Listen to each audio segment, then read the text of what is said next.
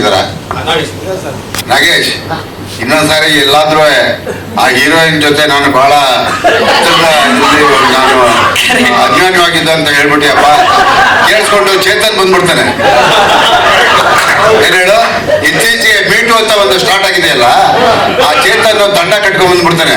ಪಾಪ ಅವ್ರು ಎಷ್ಟು ಚಿತ್ರ ಮಾಡೋರು ಗೊತ್ತಿಲ್ಲ, ಅಲ್ಲಿ ಹೋಗಿದ್ದವ್ರು ಎಷ್ಟು ಚಿತ್ರ ಮಾಡೋರು ಗೊತ್ತಿಲ್ಲ, ಭಗವಂತನಿಗೆ ಗೊತ್ತು. ಮೀಟು ಅನ್ನೋ ವರ್ಡು ಇತ್ತೀಚೆಗೆ ಯಾವುದೋ ಕೇರಳದಲ್ಲಿ ಬಂದಿದೆ ಅಂತ ಹೇಳಿ ಕನ್ನಡ ಚಿತ್ರರಂಗಕ್ಕೆ ಅವನು ಬಹಳ ದೊಡ್ಡ ಹೀರೋ ಆಗೋದಕ್ಕೆ ಮಾಡೋ ಕೆಲಸ ಇಲ್ಲ, ಅದನ್ನ ಹಚ್ಕೊಂಡವನೆ. ಎಲ್ಲ ಹಚ್ಕೊಂಡಾಯ್ತು, ಈಗಿಂದ ಹಚ್ಕೊಂಡಿದ್ದಾರೆ.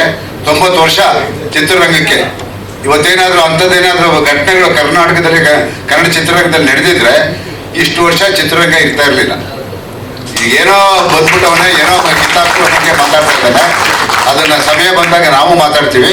ಈಗಾಗಲೇ 14ನೇ ತಾರೀಕು ಇಲ್ಲಿ ಯಾರಾದ್ರೂ ಇದ್ರೆ, ಯಾಕೆಂದ್ರೆ ಭಯ ಆಗುತ್ತೆ ರೀ. ಇತ್ತೀಚೆಗೆ ಸಿನಿಮಾಗಳನ್ನ ಮಾಡಬೇಕು ಅಂತ ಹೇಳಿದ್ರೆ ಎಲ್ಲ ಒಂದ್ ಕಡೆ ಏನೋ ಒಂದ್ ಕಡೆ ಅವ್ರು ಯಾರು ರೇ ಕೊಟ್ಟಿದೆ ಅಥವಾ ಇನ್ನೊಂದು ಮಾಡಿದೆ, ದುಡ್ಡು ಕಮ್ಮಿ ಕೊಟ್ಟಿದೆ ಅಂತ ಹೇಳ್ಬಿಟ್ರೆ, ಈ ಹೀರೋಯಿನ್ ಹೋಗಿ ನನಗೆ ಹಿಂಗ್ ಮಾಡ್ದು ಅಂತ ಹೇಳ್ಬಿಟ್ರೆ ಕಥೆ ಏನ್ರಿ? ಪಿಕ್ಚರ್ ಹೆಂಗ್ರಿ ಮಾಡೋದು? ಆಗಲ್ಲ ಅನ್ನೋದು ಗ್ಯಾರಂಟಿ ಏನು?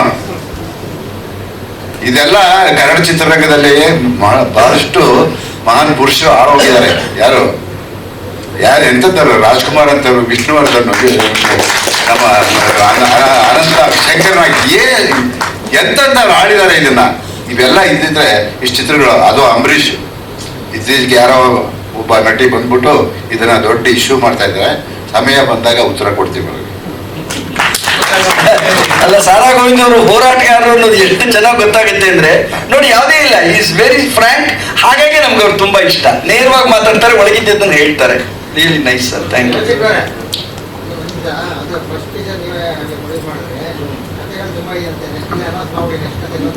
ಏನೋ ಮಾಡ್ಬೇಕು ಅಂತ ಹೊರಟಿದ್ದಾನೆ.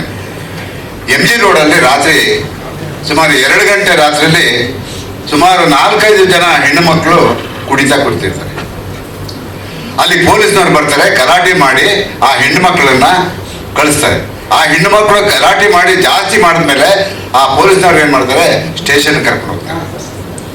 ಆ ಸಂದರ್ಭದಲ್ಲಿ ಇವನೇ ಚೇತನ್ ಅನ್ನೋ ಅವರು ವ್ಯಕ್ತಿ ಹೋಗಿ ಆ ಹೆಣ್ಣು ಮಕ್ಕಳ ಬಗ್ಗೆ ಅವರನ್ನ ಬಿಡಿಸೋವರೆಗೂ ಆ ಪೊಲೀಸ್ ಇಲಾಖೆಯಲ್ಲಿ ಆ ಸಬ್ ಇನ್ಸ್ಪೆಕ್ಟರ್ ಸಸ್ಪೆಂಡ್ ಆಗೋವರೆಗೂ ಬಿಡಲಿಲ್ಲ. ಇದು ಇವನ್ ಹಿನ್ನೆಲೆ. ಮೀಟು ಬಗ್ಗೆ ಮಾತಾಡ್ತಾನೆ. ಕೊನೆಗೆ ಆ ಸಬ್ ಇನ್ಸ್ಪೆಕ್ಟರ್ ವಾಪಸ್ನ ಮತ್ತೆ ಅದೇ ಸ್ಥಾನಕ್ಕೆ ನಾನು ಹೋಗಿ ಕರ್ಕೊಂಡು ಬಂದೆ. ಮೇಲಾಧಿಕಾರಿಗಳಿಗೆ ಹೇಳಿ ಅವ್ರಂತವ್ರಲ್ಲ ಅಂತ ಹೇಳಿದ್ಮೇಲೆ ಅವರು ವಾಪಸ್ ಅಲ್ಲಿಗೆ ಕಳಿಸಿದ್ರು, ಅವ್ರನ್ನ ಸಸ್ಪೆಂಡ್ ಮಾಡಿದ್ರು. ಇಂತಹ ವ್ಯಕ್ತಿ ಈ ಸಮಾಜಕ್ಕೆ ಏನ್ ಕೊಡುಗೆ ಕೊಡಬಲ್ಲ ಅನ್ನೋದನ್ನ ಮಾಧ್ಯಮದವರು ನೀವು ತೀರ್ಮಾನ ಮಾಡಬೇಕು. ಧನ್ಯವಾದಗಳು. ಶೈಲೇಶ್ ಸರ್, ರಫೀಕ್ ಅವರು ಹಾಗೆ ಚೇತನ್ ಅವರು. ಹೆಚ್ಚಿನ ವಿಡಿಯೋಗಳಿಗೆ ಪ್ರತಿಧ್ವನಿ ಯೂಟ್ಯೂಬ್ ಚಾನೆಲ್ ಸಬ್ಸ್ಕ್ರೈಬ್ ಮಾಡಿ, ಬೆಲ್ ಐಕಾನ್ ಕ್ಲಿಕ್ ಮಾಡಿ.